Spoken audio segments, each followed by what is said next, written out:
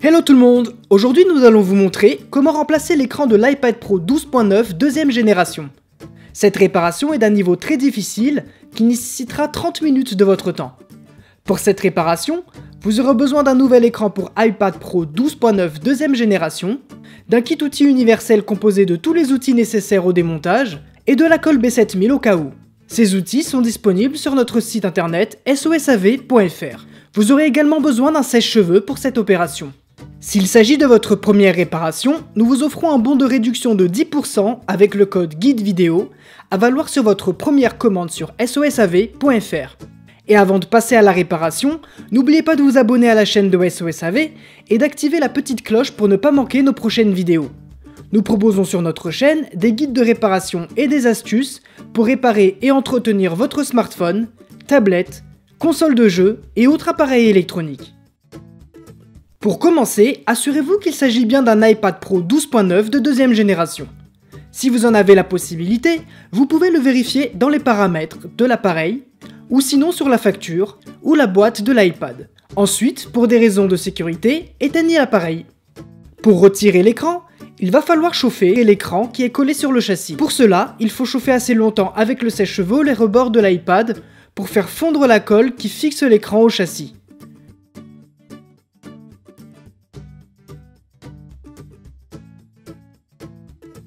Une fois bien chauffé, insérez un médiator dans un coin de l'iPad entre l'écran et le châssis pour créer une petite ouverture.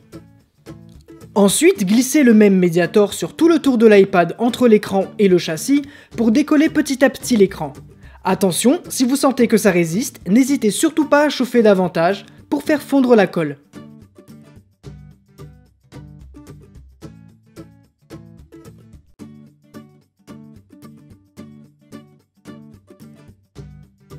Une fois l'écran bien décollé, soulevez-le délicatement en le retournant de bas en haut pour ne pas abîmer les nappes de liaison de l'écran.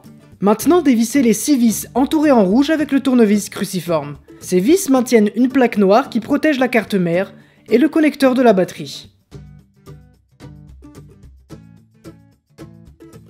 Avec la spatule en nylon, déclipsez doucement cette plaque en essayant de la tordre le moins possible car elle est assez malléable.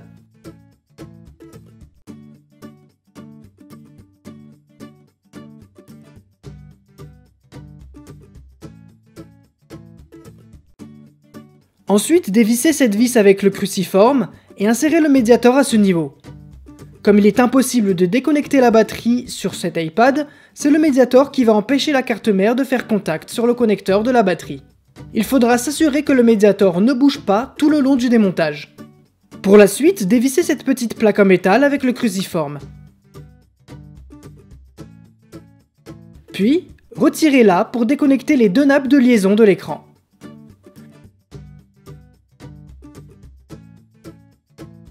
Et voilà, l'écran est retiré, il va falloir retirer le bouton Home maintenant.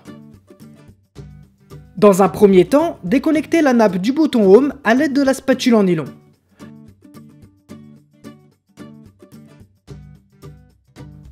Puis chauffez à ce niveau pour ramollir la colle qui fixe le support du bouton sur l'écran. Une fois bien chauffé, insérez délicatement la spatule sous le support du bouton et faites levier pour le décoller.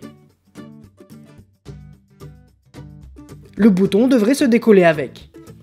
N'hésitez pas à chauffer davantage si vous sentez que ça résiste. Et voilà, le bouton est retiré, on va pouvoir l'installer sur le nouvel écran. Pour cela, il vous suffit de l'installer dans son logement dans le bon sens.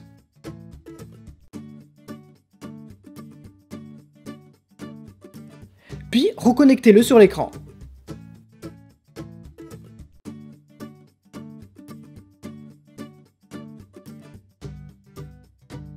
Et voilà, maintenant on peut installer l'écran sur l'iPad. Généralement, les nouveaux écrans d'iPad sont dotés de stickers double face précollés sur l'écran. Mais si ce n'est pas le cas pour votre écran, vous pouvez utiliser de la colle B7000, en appliquant sur tout le tour du châssis. En cliquant sur le lien qui apparaît à l'écran, vous pourrez voir comment utiliser correctement la colle B7000. Une fois la colle appliquée, connectez les nappes de l'écran sur la carte mère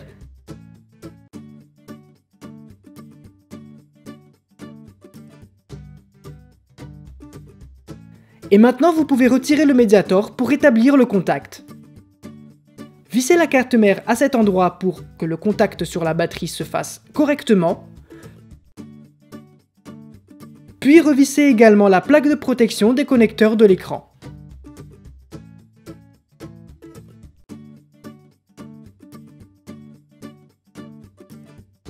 Installez la plaque noire de protection de la carte mère.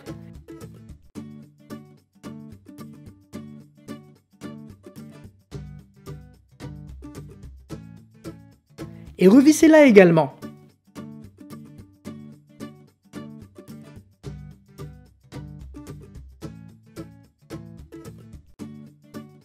Il ne vous reste plus qu'à refermer l'écran sur l'iPad. Vous pouvez laisser l'appareil sous plusieurs livres pendant plusieurs heures, le temps que la colle sèche.